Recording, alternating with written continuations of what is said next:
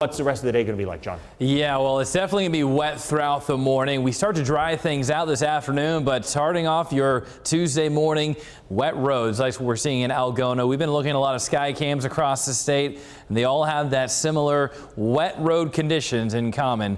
Zooming out well to the south, that's what we're seeing still, that heavy rain. Flash flood warnings currently in effect that direction. We're talking Missouri going down to Arkansas, but as far as here closer to home, we're not there. We're not going to get there either. We're going to be looking at still that light pockets of moderate rain throughout the morning, mainly northwest. We're going to see the heavier stuff, but central and southern Iowa still expecting that light rain, light drizzle as we go through the rest of the morning. The winds aren't too strong. They're calming down in some spots, and that's going to allow for some of that fog to form like what we're seeing currently in the Des Moines metro, seeing around 2.5 miles of visibility in Ames, 3 miles of visibility in Des Moines, currently around 2 in Sheraton. So definitely seeing a reduction, and that really points out that yes, we do have that light precipitation falling. Not seeing really any dense fog though, nothing less than a mile when it comes to those visibilities.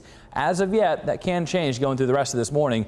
As we go through around 8 o'clock, still holding your rain chances in central and especially northwestern Iowa. That's where we see the majority of the rainfall as we go through the rest of the morning. By 10 o'clock, we're starting to dry out just a bit. We're not going to see anything really too dry until we get into the afternoon hours, talking around 3 and beyond. Going to 6 o'clock, even trying to work away some of the clouds. We're not going to see a lot of sunshine for today. In fact, we're not going to see a lot of it as we go throughout Wednesday.